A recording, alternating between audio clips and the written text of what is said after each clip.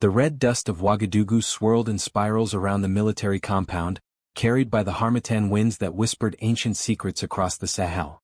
Captain Ibrahim Traoré stood at the window of his modest office, his silhouette framed against the amber glow of the setting sun. The weight of Burkina Faso rested on his young shoulders, 34 years old, yet bearing the hopes and fears of 23 million souls.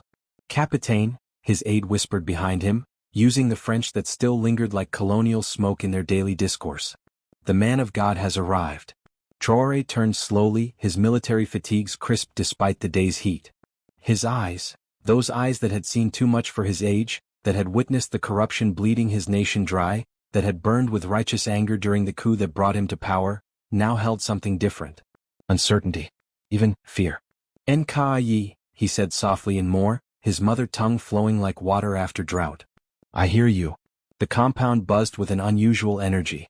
Word had spread through the streets of Ouagadougou like wildfire through savanna grass. Apostle Joshua Selman, the Nigerian man of God whose prayers moved mountains and whose words carried the weight of heaven, had come to Burkina Faso. Not at the invitation of any government protocol, not with fanfare or ceremony, but as one called by the Spirit. In the courtyard below, soldiers moved with purpose, but their usual military precision was softened by something else: reverence. These men, hardened by years of fighting jihadists in the north, by the endless cycle of poverty and hope that defined their homeland, found themselves whispering prayers their grandmothers had taught them. "The ancestors are stirring," murmured Sergeant Ouedraogo, his weathered face creased with lines that spoke of battles fought in the Sahel heat. He touched the small leather pouch at his neck, a sebe containing protective herbs his grandmother had blessed. "Can you feel it, mon frère?" His companion, Lieutenant Sawadogo, nodded slowly. Both men came from families where the old ways danced with the new faith, where Christianity and traditional beliefs wove together like threads in Kent cloth. "The spirits of Naba Wabri and Princess Yanenga walk among us tonight," he said, invoking the founder of their Mossi kingdom and the legendary warrior princess. The sound of singing drifted across the compound, not the organized hymns of colonial churches, but something deeper, older. Voices raised in languages that predated the arbitrary borders drawn by European hands. Moor, Fulfulde, Gourmanche, Bobo, Lobi. A symphony of Africa calling to the God of their ancestors. Captain Traoré straightened his shoulders and walked through corridors that had housed French colonial administrators, past walls that had witnessed the dreams of Thomas Sankara, the revolutionary who dared to imagine an Africa free from foreign puppeteers. Sankara's spirit seemed to hover in these halls, his words echoing across time. "Our revolution has no meaning if it does not represent a radical improvement in the lives of the people." The main hall had been transformed. Gone were the formal chairs and official portraits. Instead, there were simple wooden seats arranged in a circle, following the African tradition of gathering under the baobab tree. The air was thick with the scent of shea butter candles and burning frankincense, while the walls themselves seemed to pulse with the prayers of those assembled. And there, in the center of it all, sat Apostle Joshua Selman. He was not what the colonial mind might expect of an African spiritual leader. No elaborate robes or golden ornaments marked his presence. Instead, he wore simple white garments that seemed to glow in the candlelight. His dark skin held the richness of Nigerian earth, and his eyes, those eyes burned with a fire that seemed to come from beyond the veil of ordinary sight. When he spoke, his voice carried the rhythms of oral tradition, the cadence of griots who had carried stories across generations. "I see a land crying out for restoration," he began, his words in English but his soul speaking in tongues that transcended language. "I see the blood of martyrs watering soil that thirsts for justice. I see young lions rising to reclaim what was stolen by those who never understood the heartbeat of Africa." The assembled crowd, soldiers, civilians, chiefs and commoners, swayed as one body. Women ululated in the Sahelian tradition, their voices rising and falling like the song of desert winds. Men struck traditional drums that had been present at the birth of kingdoms, their rhythms connecting earth to sky. Captain Traoré felt something breaking inside his chest. All his life, he had carried the weight of his people's suffering. Born in a generation that inherited independence but not true freedom, he had watched as foreign powers continued to extract wealth from African soil while African children went hungry. The French military bases that dotted the landscape like colonial sores. The uranium mines that powered European cities while African villages remained in darkness.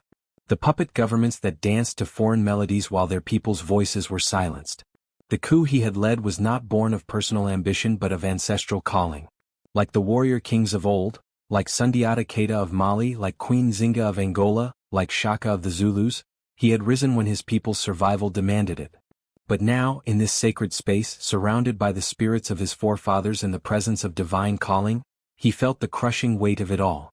Mon Dieu, he whispered, the French slipping out in his vulnerability. Then catching himself, he switched to more, Wendy na, God help me. Apostle Selman's eyes found him across the room. It was as if the man of God could see through flesh and bone into the very soul of the young captain.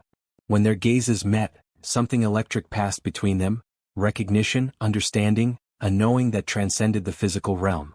There is one among us, the apostle continued, his voice now carrying prophetic authority, who carries the weight of a nation. One who has been chosen not by man but by the Most High to stand in the gap for his people.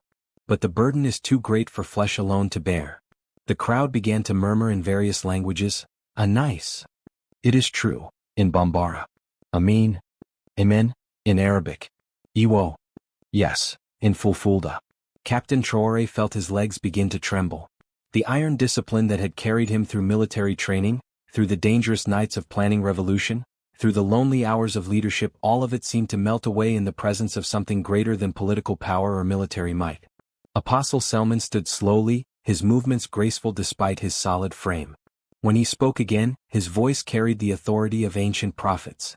The ancestors are calling, my son. From the dust of Timbuktu to the waters of the Niger, from the gold mines of Ashanti to the kingdoms of Kush, they are calling for their children to remember who they are. Not French. Not colonial subjects. Not neocolonial puppets. But sons and daughters of the Most High, created in His image, destined for greatness. The drumbeats intensified, joined now by the rattle of calabashes and the melodic plucking of chorus strings. The sound was primal, connecting every soul present to the rhythm of creation itself. But greatness without divine covering is like a tree without roots, the apostle continued. It may stand for a season, but when the storms come, and they will come, it will fall. Captain Traoré felt tears building behind his eyes. When had he last time I cried? Perhaps as a child, when his grandmother told him stories of the great kingdoms that once stretched across Africa like golden chains connecting the Atlantic to the Indian Ocean. Stories of when Africans controlled their own destiny, their own resources, their own spiritual and cultural narrative. The weight of colonial legacy pressed down on him like a physical thing. The psychological chains were often stronger than physical ones. The way his people had been taught to see their own traditions as primitive, their own languages as inferior, their own spiritual practices as demonic. The way Christianity had been used as a tool of cultural genocide, stripping away indigenous identity while claiming to save souls. But here, in this moment, he experienced Christianity as it was meant to be, not as a Western export but as an African embrace of the God who had always known the children of Ham, who had blessed the Ethiopian eunuch, who had called Moses from the burning bush in African soil. The French will not save you, Apostle Selman declared, his voice now thundering with prophetic force. The Americans will not save you. The Chinese will not save you. The Russians will not save you. Only the God of your fathers, the God of Abraham, Isaac, and Jacob, who is also the God of Cush and Sheba, only He can establish your steps and make your way prosperous. The crowd erupted in praise, voices raised in languages that had existed before Babel, before confusion, before the scattering that had sent the children of Noah to populate the earth. The spiritual atmosphere was electric, charged with the presence of the divine and the expectation of breakthrough. Captain Traoré found himself walking forward without conscious decision. His military bearings seemed to melt away with each step, replaced by something more primal, more authentic. The son returning to the Father. The prodigal finding his way home. The crowd parted like the Red Sea before Moses, creating a path from where he stood to where the apostle waited. With each step, he felt layers of colonial conditioning falling away like shed skin. The French language that had been imposed on his thoughts. The Western military protocols that had shaped his leadership style. The secular humanism that had tried to convince him that spiritual matters were separate from governance. His grandmother's voice echoed in his memory, speaking in the pure more of his childhood. Bais ka wenditar fo yako entand fo zimber yi. Little by little, God builds your character and shows you your true nature. When he reached the center of the circle, Apostle Selman was waiting with arms outstretched. The Nigerian prophet's face was wet with tears, not tears of sadness but of recognition, of spiritual kinship, of understanding the burden that came with divine calling. My son, he said softly, switching to the Hausa that connected their West African heritage. Dan Yuwana, my brother? And then, in a moment that would be remembered in the oral traditions of Burkina Faso for generations to come, Captain Ibrahim Traoré, the revolutionary who had toppled governments, the soldier who had faced death without flinching, the leader of a nation, sank to his knees. The silence that followed was profound. It was the silence of the desert at dawn, of the savannah under starlight, of the sacred groves where ancestors communed with the living. Even the children in the crowd stopped their movement, sensing that they were witnessing something that would echo through time. "Pray for me," Traoré whispered, his voice breaking with emotion. "I cannot carry this alone anymore." Apostle Selman knelt beside him, their hands meeting in the space between supplication and blessing. When he spoke, his voice carried the weight of generations. "Father God, you who called Mansa Musa to show the world the wealth of African wisdom, you who raised up Hannibal to challenge Rome, you who blessed Ethiopia to be mentioned in your holy scriptures, we call upon you now." The crowd began to sway, their voices joining in a harmony that seemed to rise from the very earth.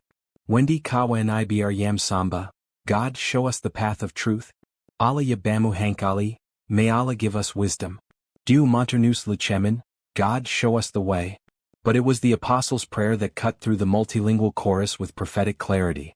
This young man represents more than Burkina Faso. He represents the rising of a generation that refuses to bow to neocolonial masters.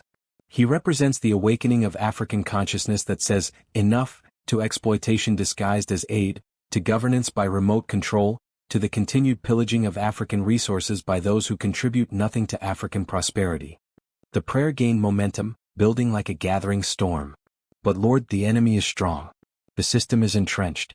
The forces arrayed against African liberation have centuries of practice in dividing and conquering, in corrupting and controlling, in using both carrot and stick to keep your children in bondage. Captain Traoré felt his body shaking, not with fear but with something far more powerful.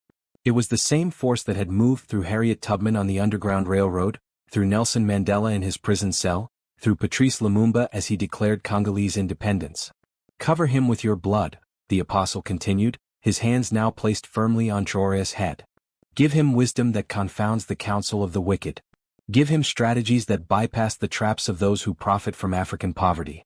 Give him allies in places where he has enemies, and discern the difference between genuine friendship and calculated manipulation." The spiritual atmosphere in the room was now thick with expectation. Several people in the crowd began to prophesy simultaneously, their voices weaving together like instruments in a divine orchestra. "I see helicopters falling from the sky," cried an elderly woman in Gurmanch. "I see the weapons of the oppressor turned against themselves. The gold beneath our feet will no longer flow to foreign banks," declared a young man in Bobo. "The uranium that lights their cities will light ours instead. The children will learn their mother tongues before they learn the language of colonizers," sang a group of teenage girls in harmonized Moor.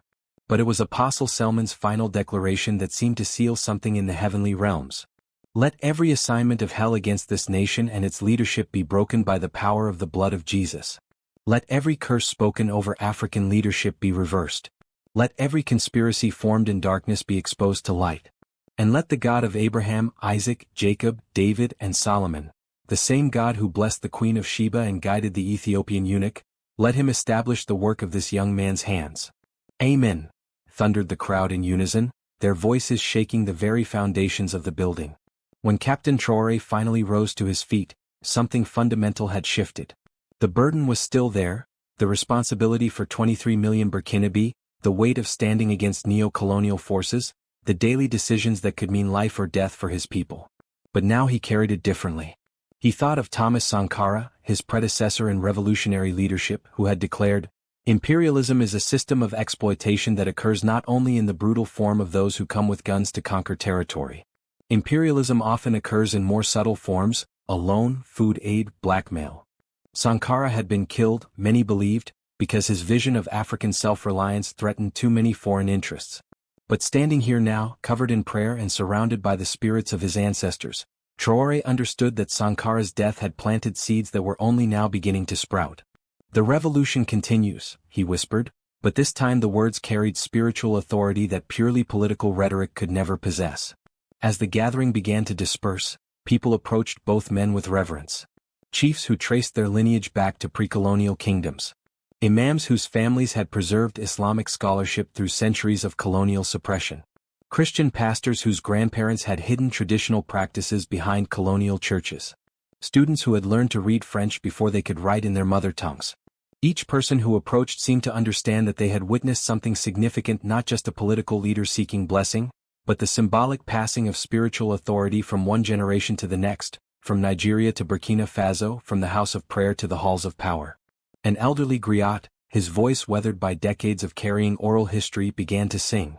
In the time of the hyenas, the lion cubs were hidden in the season of darkness, the stars were kept secret, but now the dawn is breaking, and the cubs have grown, now the light is returning, and the stars shine bright. Let the children of Africa remember their names, let the sons of the soil reclaim their domains. As the night deepened and the harmattan winds continued their ancient song across the Sahel, Captain Ibrahim Traoré walked back to his quarters with steps that seemed lighter despite the unchanged weight of his responsibilities. His aide fell into step beside him, noting the change in his commander's demeanor. "Capitaine," he ventured carefully, "you seem different." Traoré smiled, the first genuine smile his aide had seen in months of military briefings and crisis management. "My brother," he replied in more, "tonight I remembered who I am. Not just a soldier. Not just a revolutionary. But a son of Africa, covered by the prayers of a continent, standing in the footsteps of warriors and kings." Behind them, the sound of singing continued to drift across the compound, now joined by the nighttime chorus of insects and the distant call of a mosque's muezzin summoning the faithful to prayer. It was the sound of Africa at peace with itself, Christian and Muslim and traditional, ancient and modern, local and continental, all woven together in the complex tapestry that was authentic African identity. In his private quarters, Traoré knelt once more, this time in the solitude of personal communion. The prayer that rose from his lips was simple but profound. "Wendi kafo tar en tong senefo your, God, build my character according to your purpose." Outside his window, the lights of Ouagadougou twinkled like earthbound stars, each one representing a life, a family, a dream deferred but not destroyed. Somewhere in those lights lived the descendants of the great Mossi kingdoms, the children of warriors who had resisted foreign conquest for centuries. Somewhere in that darkness moved the spirits of those who had died believing that one day, their sacrifice would birth a generation that refused to bow to foreign masters. The next morning would bring its own challenges. There would be meetings with foreign diplomats who smiled while calculating how to maintain their grip on African resources. There would be briefings on jihadist movements in the north, many of them secretly funded by the same foreign powers that publicly offered to help fight them. There would be economic pressures designed to force compliance with policies that served external interests rather than African prosperity. But tonight, covered in prayer and rooted in ancestral strength, Captain Ibrahim Traoré slept the sleep of the righteous, not because he was perfect, but because he was finally aligned with his divine purpose. And in Nigeria, Apostle Joshua Selman also knelt in prayer, his heart heavy with the weight of prophetic responsibility. He understood that the prayer he had offered was not just for one man or one nation, but for a continent standing at the crossroads between continued neocolonial bondage and genuine liberation. "Let your kingdom come," he whispered into the African night, "and let it come first to those who have been last for too long." The ancestors smiled, and the future began to take shape in the realm of possibilities, where faith meets action and prayer becomes policy, where young lions learn to roar with the authority of those who know their true identity as children of the Most High. In the days that would follow, word of this encounter would spread across West Africa like flames across dry grass. It would be carried by truck drivers crossing borders, by traders in bustling markets, by students in universities, by pastors in village churches, by imams in Friday prayers, by griots in traditional ceremonies. Each telling would add its own flourishes, its own interpretation, its own prophetic overlay. But the core truth would remain unchanged. On a night when the harmattan winds carried the prayers of ancestors across the Sahel, a young revolutionary knelt before God and rose as a king, covered by heaven and rooted in the unshakable foundation of divine calling. The revolution would continue, but now it carried the authority of heaven and the blessing of generations yet unborn who would inherit an Africa finally free to be itself.